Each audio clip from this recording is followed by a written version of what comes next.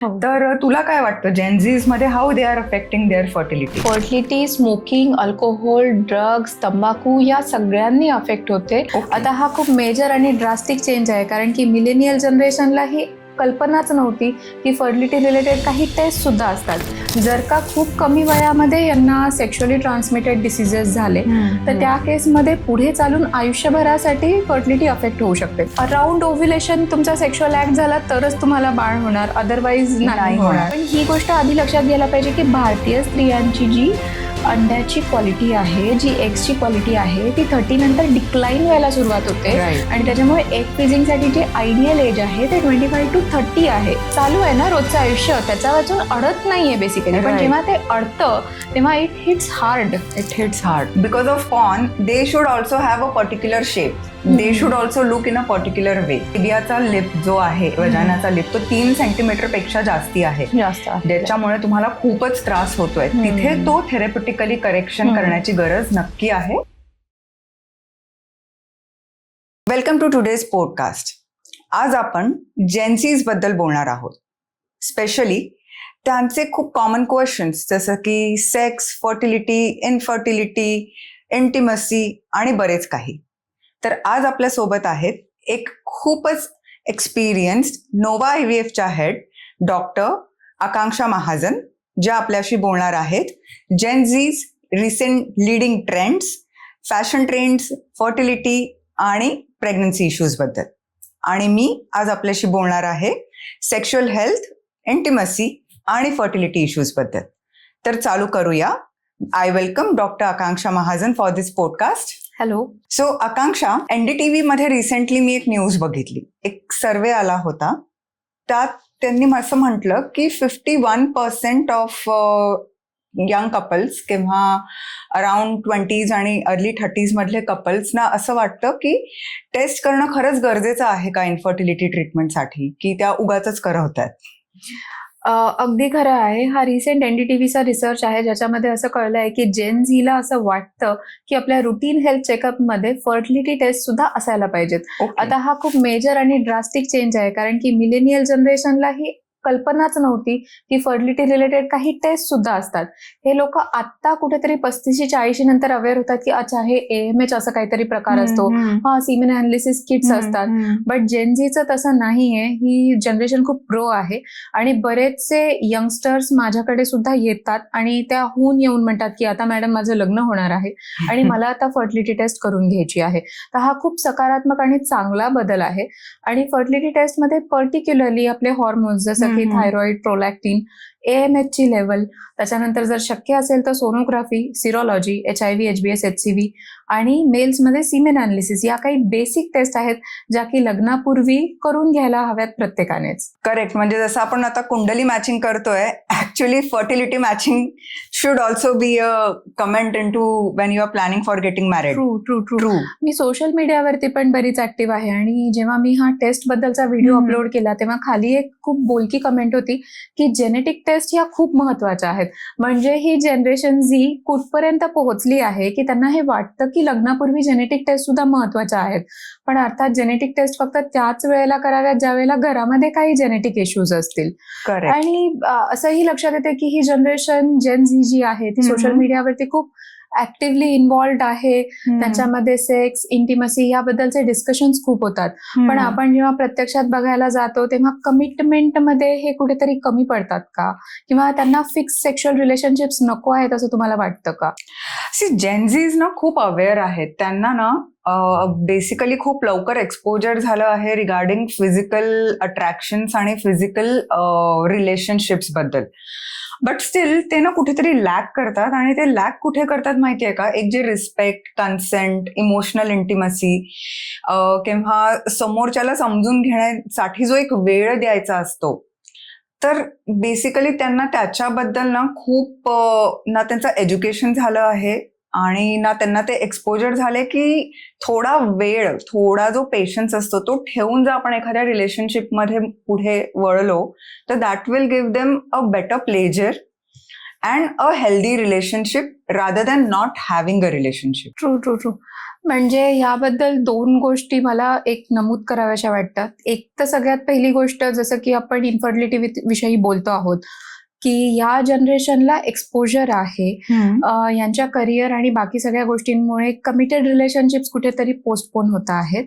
But त्याच वेळेला त्यांना मल्टिपल सेक्शुअल पार्टनरचं ऑप्शन सुद्धा आहे, जे की पूर्वी इतकं एन्व्हायरमेंट ओपन नव्हतं. राईट. पण या मल्टिपल सेक्शुअल रिलेशनशिप्समध्ये काही गोष्टी लक्षात घेणं आवश्यक आहे. या बाबतीत सेक्शुअल एज्युकेशन होणं आवश्यक आहे. बिकॉज जर का खूप कमी वयामध्ये यांना सेक्शुअली ट्रान्समिटेड डिसिजेस झाले, तर त्या केसमध्ये पुढे चालून आयुष्यभरासाठी फर्टिलिटी अफेक्ट होऊ शकते. बरोबर. जसं की काही इन्फेक्शन्स आहेत, क्लमिडिया झालं किंवा मग ट्रायकोमोनियासिस झालं, ज्याच्यामुळे ट्यूब्स अफेक्ट होऊ शकतात. बरोबर. फिमेलमध्ये ट्यूबल ब्लॉक होऊ शकतात आणि मग पुढे त्यांची फर्टिलिटी अफेक्ट होऊ शकते. राईट. ही एक गोष्ट. आणि त्याशिवाय जसं की आता परवाच ओपीडीला एक पेशंट माझ्याकडे आली होती आणि तिचं असं म्हणणं होतं की मॅडम, माझ्या नवऱ्याचा वेळ फक्त 3 ते 5 सेकंद आहे, मग मी प्रेग्नंट कशी होणार? मग त्यावेळेला मला तिला समजून सांगावं लागलं की हे बघ, टायमिंगचा फर्टिलिटीशी काहीही संबंध नाहीये. फर्टिलिटीसाठी महत्वाचं हे आहे की तू जेव्हा ओव्ह्युलेट होत असतेस त्यावेळेला तुझ्या नवऱ्याचं जे वीर्य आहे ते तुझ्या योनिमार्गामध्ये तिथे डिपॉझिट झालं पाहिजे. आणि ती जर क्रिया होत असेल तर डेफिनेटली पुढची प्रोसेस जी आहे ती नॅचरली होणार. मग तुझ्या नवऱ्याचा वेळ 3 सेकंद असेल, 30 सेकंद असेल, 1.5 मिनिट असेल, ह्याच्यामुळे तुमच्या फर्टिलिटीवरती काहीही परिणाम होत नाही. तर याबद्दल ते बोलायला उत्सुक आहेत, पण कुठेतरी ज्ञानाची कमी असं वाटतं. ऍक्च्युली आकांक्षा, आजकाल ना कपल्स मध्ये ना मुलींच्या एक्सपेक्टेशन्स पण भरपूर वाढलेल्या आहेत त्यांच्या मेल पार्टनर्स कडनं. सो हे जे तू आता म्हणाली ना की टायमिंगचा इश्यू जो येतो आहे, I have multiple couples who are coming with this complaint की आर टायमिंग इज लेस आणि we are suffering from premature ejaculation. म्हणजे ते त्यांचा डायग्नोसिस घेऊन येतात की मॅडम आम्हाला प्रीमॅच्युअर इजॅक्युलेशन आहे. So I would really like to enlighten on this topic ki actually there is no defined disease called as premature ejaculation. जर आपण DSM क्रायटेरियाज बघितले, जर आपण सेक्शुअल डिसिजेसचं जर आपण क्लासिफिकेशन बघितलं, तर असं इजॅक्युलेशनचं time is not defined basically for any male. So it can vary.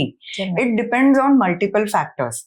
आता मुलींना काय वाटतं ना, because of early exposure of porn म्हणा किंवा दे हॅव देअर फॅन्टसीज, त्यांच्या एक्सपेक्टेशन्स आपल्या पार्टनर्स कडनं खूप वेगळ्या आहेत की रिगार्डिंग लिंगाचा साईज म्हणा किंवा रिगार्डिंग लिंगाचं लेंथ म्हणा किंवा रिगार्डिंग टायमिंग म्हणा. सो ऍक्च्युली मला ना या कपल्सना, जे यंग कपल्स आहेत ना, त्यांना खरंच खूप सांगावं असं वाटतं की see, sexuality and sex is a very intimate task and an intimate, you mean to say, काय म्हणतात ना, इंटिमेट गोष्ट आहे किंवा ती इतकी तुमची आणि तुमच्या पार्टनरच्या मधली सिक्रेट आहे की just watching porn out and then comparing it with your relationship, तुम्ही तुमचा जो आनंद आहे ना तो कमी करून घेताय. हा, true.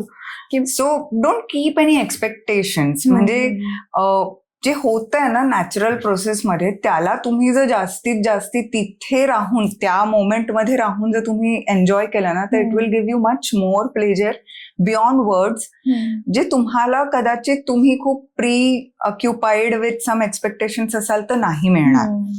Second, what is the thing, आता आपण मागच्या वेळेला मी एक पॉडकास्ट केला होता, त्याच्यामध्ये we had a lot of discussions on male infertility factors. तर जेव्हा इन्फर्टिलिटी मेल फॅक्टर मुळे होते, ज्याच्यामध्ये हा एक खूप मोठा फॅक्टर येतो की फिमेलच्या एक्सपेक्टेशन्स अबाउट मेल टायमिंग ज्या कमी जास्त, जसं तू आता बोलली, तर males they go into another depression की माझा टायमिंग कमी आहे तर माझ्यात काहीतरी कमी आहे. And that reboundly causes anxiety and stress into them and that affects their further performance.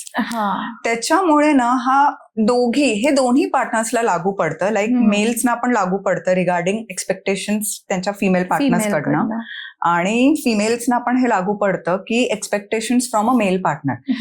कारण बघ ना, एकदम सोपं असतं बघ. जेनझीज जे असतात ना, त्यांना सोपं म्हणजे कसं, एखाद्या बॉसने जर खूप तुम्हाला प्रेशराईज केलं की इतका तुला रिझल्ट द्यायचाच आहे, तर हमखास त्याचा रिझल्ट त्या महिन्यामध्ये कमी होणार. बरोबर. But on contrary, if the boss is good, relaxed, then the person will work even more to the best of the capacities. Same. So don't pressurize, don't keep expecting आणि pressurize from your angle of your expectations तुमच्या पार्टनरला की त्यांच्याच्याने ते होणारच नाही. हो, true. आणखीन एक गोष्ट पण लक्षात आली आहे की अजूस्पर्मिया, जसं आता तुम्ही म्हणत होतात की एक्सपेक्टेशन, आणि मग ज्या वेळेला काउंट वगैरे कमी येतो त्यावेळेला त्या मेलचा पण कॉन्फिडन्स कमी होतो. तर आता ही पण एक गोष्ट आहे की अजूस्पर्मिया बऱ्याच वेळेला डायग्नोसिस होतं कधी कधी IVF सेंटरमध्ये जेव्हा आपण कन्सल्टेशनला बसतो किंवा फर्टिलिटी प्रॅक्टिसमध्ये खूपदा अजूस्पर्मिया डायग्नोज होतो. अजूस्पर्मिया डायग्नोज झाल्यानंतर त्यांच्या वाईफची पहिली रिॲक्शन असते की असं कसं, आणि मग त्याच्यानंतर हजबंडचं काउन्सिलिंग झाल्यावर, वाईफचं काउन्सिलिंग झाल्यानंतर ती वाईफ परत येते आणि मग विचारते मग आता अजूस्पर्मिया आहे म्हणजे मग आता सेक्शुअल रिलेशनशिपमध्ये पण काही प्रॉब्लेम येईल का. तर ह्या बाबतीत असं आहे की दिवसेंदिवस पोल्युशन म्हणा किंवा जे परफ्युम्स आपण वापरतो, एंडोक्राईन डिस्टर्बिंग केमिकल्स आहेत सध्या आजूबाजूला, किंवा कॉस्मेटिक्स, इवन आपलं मेकअप्स, ह्या सगळ्या गोष्टींमुळे स्पर्म काउंट आणि अँट्रल फॉलिकल काउंट या दोन्हीवरती पण विपरीत परिणाम होतो आहे. हेवी मेटल पॉइझनिंग ह्या पण गोष्टीमुळे स्पर्म काउंट कमी होतो आहे. अजूस्पर्मियाला किंवा सिमेनमध्ये शुक्राणू नसल्याला दरवेळेला सायंटिफिक रिझन सापडतंच असं नाही, आणि बऱ्याच वेळेला तो इडिओपॅथिक सुद्धा असतो. पण याचा अर्थ असा होत नाही की त्या माणसाने त्याचं पुरुषत्व गमावलेलं आहे किंवा सेक्शुअल परफॉर्मन्स तो देऊ शकणार नाही. अजूस्पर्मिक जरी पार्टनर असेल तरी पण हजबंड वाईफचे सेक्शुअल रिलेशनशिप्स नॉर्मल असू शकतात. अजूस्पर्मिया असल्यानंतर जर इन्फर्टिलिटी असेल तर त्याला वेगळ्या लाईनवरती मॅनेज करावं लागतं. पण याचा अर्थ असा होत नाही की हजबंड वाईफच्या मॅरिड रिलेशनशिपमध्ये त्याच्यामुळे काही प्रॉब्लेम येईल. राईट. ऍक्च्युली अझोस्पर्मिया आणि इरेक्टाईल डिस्फंक्शन्स याला एकत्र करण्याची खूप लोकांना सवय आहे. So they don't understand what exactly is azoospermia and what exactly is erectile dysfunction. So they feel की अझोस्पर्मिया असला म्हणजे it is as good as impotency किंवा इरेक्टाईल डिस्फंक्शन असे त्याला लेबल करून त्याला खूप जास्त त्याचा मोठा एक बाव करून टाकतात. हो, खरंच आहे. Right. Apart from infertility issues, मला ही पण एक गोष्ट लक्षात आली की जेन झीला सेक्स इनिशिएट करायलाच आजकाल नको वाटतं. तर जेन झी मध्ये असे कुठले टिपिकल इंटिमसी इश्यूज तुम्हाला दिसले आहेत? See, vaginismus is very common problem जो मी आजकाल बघतेय. म्हणजे मुलींना सेक्शुअल रिलेशनशिप ठेवायलाच असलेली भीती किंवा मनातल्या मनात खूप पेन होईल ही आयडिया, याला आपण वजायनिस्मस असं म्हणू शकतो. तर वजायनिस्मस इज व्हेरी कॉमन. माझ्याकडे दर आठवड्याला 4-5 क्लायंट्स नवीन येत आहेत विथ द कंप्लेंट्स ऑफ की आम्हाला भीती वाटते किंवा we are not comfortable in initiating the sexual activity with our partner. I think याचं सगळ्यात मोठं कारण आहे की wrong knowledge rather than not having any knowledge. Second जो खूप मोठा प्रॉब्लेम मला इंटिमसी रिलेटेड जाणवतो आहे तो आहे मुलींच्या एक्सपेक्टेशन्स रिगार्डिंग ऑर्गॅझम.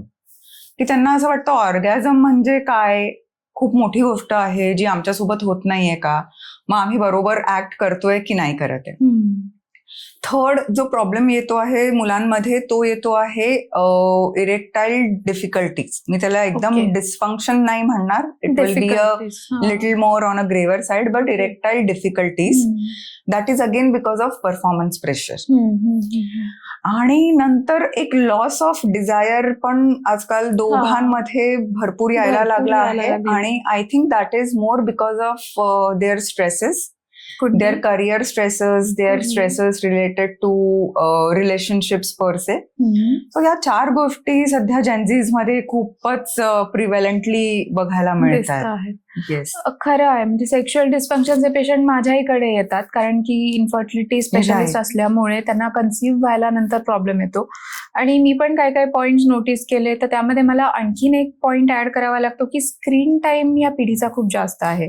कदाचित त्यांना तो आनंद त्या स्क्रीन मधनं मिळतो किंवा मोबाईल आपला वेळ खाऊन टाकतो रात्रीचा लिटरली, किंवा टीव्ही म्हणा, लॅपटॉप म्हणा, ह्या गोष्टी आपल्या वेळ खातायत.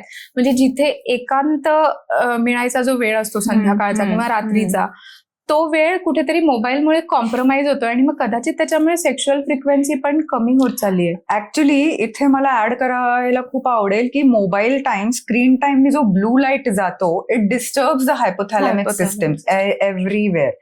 सो जो आपल्याला डोपॅमिन रिलीज पाहिजे असतो फॉर हॅव्हिंग और जो मिळतो post sexual activity, that happiness which they get it from the mobile. From mobile only. म्हणजे ते ऍडिक्शन जे म्हणतात ना, screen addiction, that is taking away their sexuality मधनं मिळणारा आनंद पण तो मोबाईलच खातोय सध्या.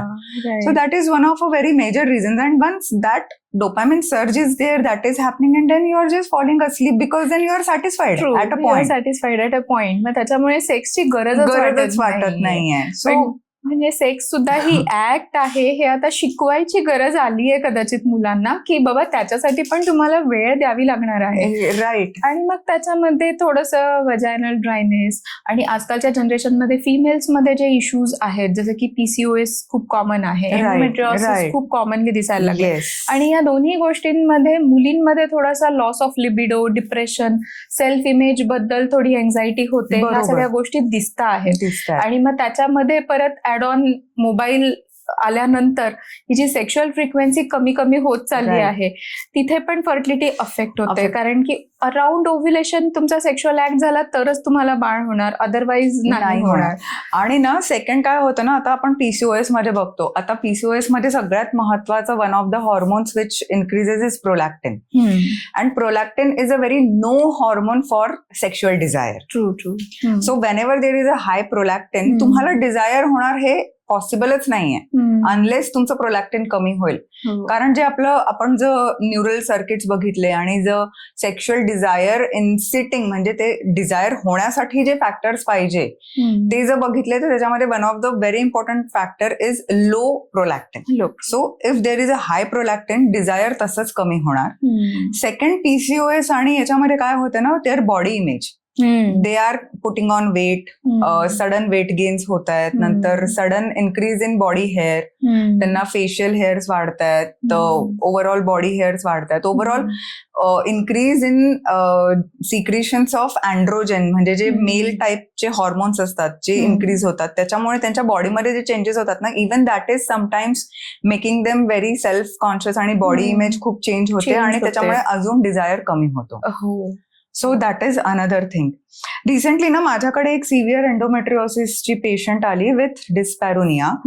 आणि एंडोमेट्रिओसिस मध्ये असं होतं ना, बिकॉज इतके इन्फ्लॅमेटरी फॅक्टर्स वापस वाढलेले असतात आणि त्याच्यामुळे the local milieu of pelvis तो इतका चेंज होतो, त्याच्यामुळे वापस तिथे पेन असणार and that will reflexly give rise to loss of desire, sexual dysfunction. आणि हे प्रॉब्लेम्स फक्त जेनझी मध्ये तर आहे, पण हे प्रॉब्लेम्स आता 35-40च्या लोकांमध्ये पण खूप यायला लागले because of these two factors. So I think PCOचं ना एपिडेमिक आलंय.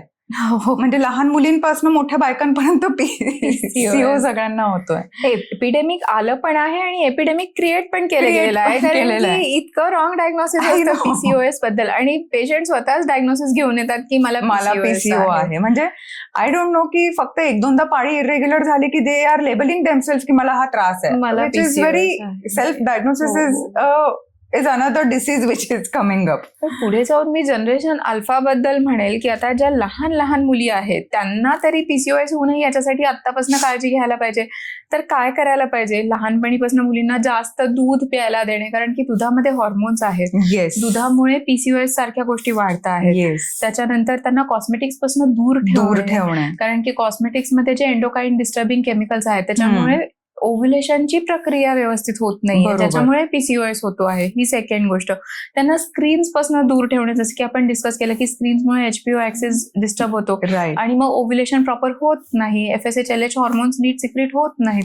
त्यामुळे त्यांना स्क्रीन्स पासून दूर ठेवणं, त्यांना टीव्ही पासून दूर ठेवणं, त्यांना खेळायला जास्तीत जास्त पाठवणं, प्लेग्राऊंड वरती पाठवणं किंवा जिमिंग, वेट ट्रेनिंग किंवा स्पोर्ट्समध्ये जास्त ऍक्टिव्ह ठेवणं हे खूप गरजेचं आहे. कारण नाहीतर मग premature puberty, PCOS, reproductive health affect होणं, या सगळ्या गोष्टी होतील. आणखीन एक महत्वाची गोष्ट जी मला सांगावीशी वाटते की एग फ्रीजिंग बद्दल. आहे अवेअरनेस, नाहीये असं नाहीये, पण अजून पण मुली होऊन इतक्या येत नाहीयेत एग फ्रीजिंगसाठी. म्हणजे एग फ्रीजिंगचा कधी तो बल्ब लागतो की जेव्हा आपण 30 पार करायला लागतो आणि मग त्यावेळेला आपल्या लक्षात येतं की आता तर कुठे लग्न प्लॅनमध्ये नाहीये, अजून तर करिअरच संपलेलं नाहीये, मग एग फ्रीजिंगचा विचार करू का? पण ही गोष्ट आधी लक्षात घ्यायला पाहिजे की भारतीय स्त्रियांची जी अंड्याची क्वालिटी आहे, जी एग्सची क्वालिटी आहे, ती 30 नंतर डिक्लाइन व्हायला सुरुवात होते. राईट. आणि त्याच्यामुळे एग फ्रीजिंगसाठी जे आयडियल एज आहे ते 25 to 30 आहे. 25 to 30 मध्येच ते जास्तीत जास्त कॉस्ट इफेक्टिव्ह तुमच्यासाठी होऊ शकतं. कारण की एका एग फ्रीजिंग सायकलसाठी तुम्हाला लॅक्स ऑफ रुपीजचं खर्च येतो. त्याच्यानंतर त्याचा जो रिट्रीवल रेट आहे तो 70% आहे. म्हणजे जेव्हा आपण एक फ्रोझन एग्स थॉ करतो तेव्हा 70% ऑफ देम सर्व्हाइव्ह आणि त्याच्यानंतर एम्ब्रिओ फॉर्मेशन वगैरे ह्या सगळ्या गोष्टी येतात. तर त्याच्यामुळे जेव्हा एग फ्रीजिंगचा आपण विचार करतोय की ह्याच्याबद्दल एक तर अवेअरनेस सुद्धा व्हायला पाहिजे, जास्तीत जास्त मुलींनी यायला पाहिजे. नाही तर असं होतं ना की चालू आहे ना रोजचं आयुष्य, त्याचा अजून अडत नाहीये बेसिकली, पण Right. जेव्हा ते अडतं तेव्हा इट हिट्स हार्ड. आपण खूप स्क्रीन टाइम बद्दल बोलतो आहोत, तर स्क्रीन टाइम मध्ये पॉर्न आलं किंवा डेटिंग ऍप्स आले, सोशल मीडिया आलं, या सगळ्याच्या एक्सपोजरमुळे जेन झीच्या सेक्शुअल एक्सपेक्टेशन बदलत आहेत का आणि त्या कशा बदलत आहेत? ऍक्च्युली आता जेनझीज जे खूप जास्त पॉर्न किंवा डेटिंग ऍप्स वरती रिलाय करतायत, तर बेसिकली ते ना एक छान एक पेंटिंग रंगवून त्यांना दाखवतात की असं आयुष्य असलं पाहिजे. Which can never be true like that. See, when you're looking at porn is not a natural sexual activity which is shown. They are using, ते खूप जास्ती मेडिकल किंवा मेडिसिन्सच्या प्रभावामध्ये असतात किंवा ते शूटिंग करताना they can edit. So they are creating a picture of something which is so called perfect. आणि ती एक्सपेक्टेशन जेनझीज घेऊन बसतात की हे असं असलं म्हणजे हे परफेक्ट असेल. So actually porn आणि dating apps, they are unnecessarily creating an unrealistic expectations among the youngsters, ज्याच्यामुळे त्यांचा ऍक्च्युअल जो आनंद आहे ना तो स्वतःच्या बॉडीबद्दल कमी कमी होत चाललाय. त्याच्यामुळे त्यांना बॉडी शेमिंग वाढतं आहे. त्यांना उगाच असं वाटतं की माझं असं नाहीये म्हणजे काहीतरी वेगळं आहे किंवा I am someone less, I am not at par with the काय म्हणतात ना, at par with what is going on right now around me. So मला त्यांना असं खरंच सांगावं असं वाटेल की your bodies are not broken, your expectations are unrealistic. So don't blame किंवा तुमच्या बॉडीमध्ये लगेच काहीतरी चेंज करायचं याच्यामध्ये जाऊ नका. तुमच्या एक्सपेक्टेशन्स कडे लक्ष द्या. With this I would really like to emphasize एक गोष्ट. माझ्याकडे ना आजकाल यंग मुली यायला लागल्यात to get their labiaplasty done. म्हणजे इथपर्यंत त्यांच्या मनावरती ते आता रुजलं आहे की आता माझे जे लेबिया आहेत म्हणजे माझ्या योनी मार्गाच्या बाहेरचे जे लिप्स आहेत, because of porn they should also have a particular shape, they should also look in a particular way. So I know की being a cosmetic gynaecologist I will get such kind of client किंवा मी I would be happy to get such kind of client, but along with that I would really like to make them aware की see, when you are having that pleasure into your sexual activity आणि तुमच्या योनी मार्गाच्या लिप्सना, ज्याला आपण लेबिया म्हणतो, त्या आणि तुमच्या सेक्शुअल ऍक्टिव्हिटीच्या प्लेजर मध्ये ऍट अ पॉइंट काहीही रिलेशनशिप नाहीये. ते रिलेशनशिप केव्हा येतं जेव्हा खूपच जास्ती प्रमाणात तिथे काही डिफॉर्मिटी असेल तर. आणि ती डिफॉर्मिटी आपल्याला अगदी दुसऱ्या तिसऱ्या मुलीमध्ये नाही मिळत. जेवढ्या मुलींना ते करून पाहिजे असतं तेवढ्या मुलींमध्ये ती नसते. सो काउन्सिलिंग याच्यामध्ये खूप मोठा फॅक्टर होतो की तुम्हाला कोणाला ते ऑपरेट करून घ्यायला पाहिजे आणि कोणाला ते ऑपरेट नको करून घ्यायला. सो येस, डेफिनेटली जर तुम्ही स्पोर्ट्स पर्सन आहात, तुम्ही जिम्नॅस्टिक्स मध्ये आहात किंवा तुम्ही स्विमिंग मध्ये आहात and then it is affecting your body image at the time of your sports, you should definitely seek help, and you should definitely seek help from a very expert person who knows how to do plastic surgical procedures over your genitals. तर this is also one of the expectations जी porn मुळे यायला लागली आहे. Plus second expectations जी porn मुळे मुलांमध्ये येते is regarding the girth of their penis and regarding the length of their penis. So see, length is a natural thing which is given to you. And length मुळे pleasure किंवा तुम्ही self pleasure किंवा partner pleasure affect होत नाही. होत नाही. Girth definitely we can see through it की तुम्हाला गर्थसाठी काय करायचं आहे, ज्याच्यासाठी आपल्याकडे फिलर्स असतात, हायल्युरॉनिक ऍसिड फिलर्स, PRP फिलर्स असतात. पण सेकंड, गर्थ माझा कमी आहे हे तुम्हाला जर वाटायला लागलं असेल तर आपल्याला एकदा फिमेल पार्टनरला सुद्धा चेक करावं लागेल, which comes into post delivery part, की तिला तर वजायनल लूजनेस किंवा लॅक्सिटी नाही आहे, because of which you are feeling that the girth is reduced. हा बरोबर. म्हणजे तो खरा पॉइंट आहे जिथे करेक्शनची गरज आहे, जिथे Right. पोस्ट डिलिव्हरी लूजनेस आहे, तर राईट. तो करेक्शनचा खरा पॉइंट आहे. लेबिओप्लास्टी कॅन बी अ चॉईस ना, कारण की Labioplasty is always a choice. Always a choice. Labioplasty can be a therapeutic option only in cases where they are more than 3 centimeters. Okay, म्हणजे जर तुमचा लेबियाचा लिप जो आहे, वजानाचा लिप, तो 3 सेंटीमीटर पेक्षा जास्ती आहे, जास्त आहे. ज्याच्यामुळे तुम्हाला खूपच त्रास होतोय, तिथे तो थेरप्युटिकली करेक्शन करण्याची गरज नक्की आहे. Right. कारण तिथे सेक्शुअल ऍक्टिव्हिटी मध्ये सुद्धा प्रॉब्लेम्स येतात Problems येतील. आणि that can lead to then infertility. So I had one patient जिच्यामध्ये तो 2.5 to 3 सेंटीमीटर होता, जिला during sexual activity it was paining her because of her enlarged labia, Okay. आणि तिच्यासाठी आम्ही तो सर्जिकली करेक्ट केल्यावर she conceived. Okay. So there are cases, पण हा केस कसा असेल ना, 100 एखादा, not like every second person हो. Will need it. प्रत्येक बॉडी वेगळी आहे आणि प्रत्येक प्रत्येक body बॉडी स्वतःमध्ये सुंदर सुंदर आहे. सो एक ना लंडनमध्ये म्युझियम आहे ज्याला वॉल ऑफ वजायना नावाचं ना, तिथे एका आर्टिस्टनी ना हजारो बायकांचं लेबियल डिफरन्सेस डिपिक्ट केले आहे to make Okay. Them feel comfortable about their Okay. Own bodies. चांगली आयडिया आहे So, ऍक्च्युली, चांगली concept आहे. दिस इज वेअर पॉर्न आणि unexpected real hmm. Expectations can go and affect you. Okay. Akanksha, आजकाल ना smoking, alcohol किंवा recreational drugs याचे तर खूप फॅशन आलंय. हो. तर तुला काय वाटतं जेनझीज मध्ये how they are affecting their fertility? Fertility, smoking, alcohol, drugs, तंबाखू या सगळ्यांनी अफेक्ट होते. काही मिसकन्सेप्शन्स आहेत की स्मोकिंग असेल तर फर्टिलिटी अफेक्ट होईल, तंबाखूनी काही होणार नाही, पण तसं नाही आहे. त्याच्यामध्ये जे निकोटीन नावाचं टॉक्झिन आहे त्याच्यामुळे स्पर्मचं डीएनएचं स्ट्रक्चर बदलतं. डीएनए फ्रॅगमेंटेशन इंडेक्स ज्याला आपण म्हणतो तो वाढतो.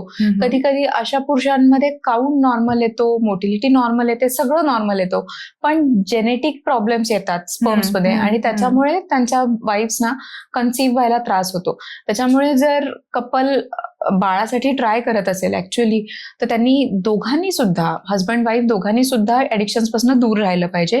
कारण की स्मोकिंगमुळे अँट्रल फॉलिकल काउंट कमी होतो, अंडाशयाची क्षमता कमी होते. अल्कोहोलमुळे जर का बाई प्रेग्नंट असेल तर बाळामध्ये फिटल अल्कोहोल सिंड्रोम होतो. त्याच्यानंतर तंबाखूमध्ये तर आपण बघितलं की काउंट कमी होतो. सिमिलरली फॉर ड्रग्स, प्रत्येक ड्रगचा शरीरावरती परिणाम आहे, आतमध्ये वाढणाऱ्या बाळावरती परिणाम आहे. त्यामुळे रिप्रोडक्टिव्ह एजच्या कुठल्याही स्त्री किंवा पुरुषांनी कुठलीही नशा करूच नये, हाच एकमेव सल्ला आहे. ह्याच्यामध्ये दुसरा कुठला ऑप्शनच नाहीये. आणि सिमिलरली टी, कॅफेन ही पण एक आपल्याला लिमिट सेट करावी लागते की आपण किती चहा पितोय किंवा किती कॉफी पितोय. जसं की बऱ्याचशा कुटुंबांमध्ये किंवा बऱ्याचशा लोकांना सवय असते प्रत्येक 1 तासाला चहा लागतोच, आणि मग त्या चहासोबत जाते ती थोडीशी साखर, आणि मग ती जी साखर आहे त्याच्यामुळे इन्सुलिनचे स्पाइक्स येतात आणि त्याच्यामुळे मग स्त्रियांमध्ये PCOD आणि पुरुषांमध्ये कदाचित जर डायबिटीज म्हणजे फॅमिलीमध्ये असेल तर तो एक्सप्रेस होतो, किंवा इन्सुलिनचा सगळा समतोल बिघडल्यामुळे शरीरातले एकंदर सगळेच हॉर्मोन्स बिघडतात. तर आणि ह्याच्यामुळे फर्टिलिटी अफेक्ट होते. त्यामुळे आपण जेव्हा खातो पितो तेव्हा ही गोष्ट लक्षात घ्यायला पाहिजे की आपण किती एम्प्टी कॅलरीज घेतो आहोत, किती साखर घेतो आहोत, आणि सोबत आपल्या त्याच्यासोबत चहा आणि कॉफी पण चालली आहे. तर डेली 3 मिलीग्रामच्या वरती चहा किंवा कॉफी आपल्या बॉडीसाठी ऍडवायझेबल नाहीये. त्याचा ऍडव्हर्स इफेक्ट होऊ शकतो. आणि ऍडिक्शन बद्दल तर आपण बोललो की it is a strict no. कुठल्याच पॉइंट ऑफ टाइमला ऍडिक्शन्स हे तुमच्यासाठी चांगलेच नाहीयेत ना. तुम्हाला कन्सीव्ह होण्यासाठी ते मदत करतात, पुढे चालून तुम्हाला कॅन्सर होऊ शकतो, हार्ट अटॅक्स होऊ शकतात. त्याच्यामुळे किती जरी फॅन्सी वाटल्या ह्या गोष्टी तरी पण त्याच्यापासून दूर राहणंच योग्य आहे. सो आजकाल Gen Z's they are very fond of looking good, yes, smelling good, yes, looking fashionable. True. So हे जे सगळे प्रयोग करत असतात, hair colouring, hair processes, different hair treatments, nail arts, different kind of makeup, different kind of perfumes, तर how are they affecting on their fertility? भरपूर फरक पडतो ह्या गोष्टीचा. म्हणजे इतके ऑब्सेस्ड असतात ना सगळे इंस्टाग्रामवरती, छान फोटो पाहिजे, माझ्या रील्स मध्ये मी अशी दिसली पाहिजे, माझी जॉ लाईन अशी पाहिजे. In a way it is good, but then त्याच्यामध्ये जे केमिकल्स आपल्या शरीरावरती आपण रोज वापरतो, तर फिमेल बॉडीवरती रोज जवळपास 18 केमिकल्सचा प्रयोग केला जातो. More than a dozen. More than a dozen. म्हणजे स्टार्टिंग फ्रॉम सनस्क्रीन, सिरम्स, त्याच्यानंतर केसांवरती वापरल्या जाणाऱ्या वेगवेगळ्या गोष्टी, शॅम्पूज, कंडिशनर्स, परफ्युम्स, या सगळ्या गोष्टी बॉडीमध्ये अब्झॉर्ब होत असतात स्किनमधनं, आणि मग त्या गॅमेट्समध्ये जाऊन अॅक्युम्युलेट होतात, आणि त्याच्यामुळे ॲडव्हर्स इफेक्ट होते गॅमेटच्या क्वालिटीवरती. म्हणजे या बाबतीत एक केस मला सांगावीशी वाटते इथे, की एक कपल माझ्याकडे आलं होतं. त्यांना रिकरंट प्रेग्नन्सी लॉसेस होत होते आणि कारणच कळत नव्हतं. इन्व्हेस्टिगेशन सगळे झालेले होते. सबफर्टिलिटी तर होतीच, पण इन्व्हेस्टिगेशन मध्ये काही सापडत नव्हतं. माझ्याकडे मॅन्डेटरीली डाएट काउन्सिलिंग होतेच, आणि एक जनरल गप्पांमधनं माझ्या लक्षात आलं की ती जी फिमेल आहे तिला थोडंसं स्किन ड्रायनेसचा प्रॉब्लेम आहे, आणि त्याच्यासाठी ती काही पर्टिक्युलर प्रॉडक्ट्स वापरते. मी तिला ते प्रॉडक्ट्स आणायला सांगितले, आणि मग माझ्या लक्षात आलं की त्या प्रॉडक्ट्समध्ये ट्रायक्लोसान, त्याच्यानंतर ॲल्युमिनियम, हे सगळे हेवी मेटल्स, हे सगळं त्या लेबलवरती लिहिलेलं होतं, पॅराबेन्स.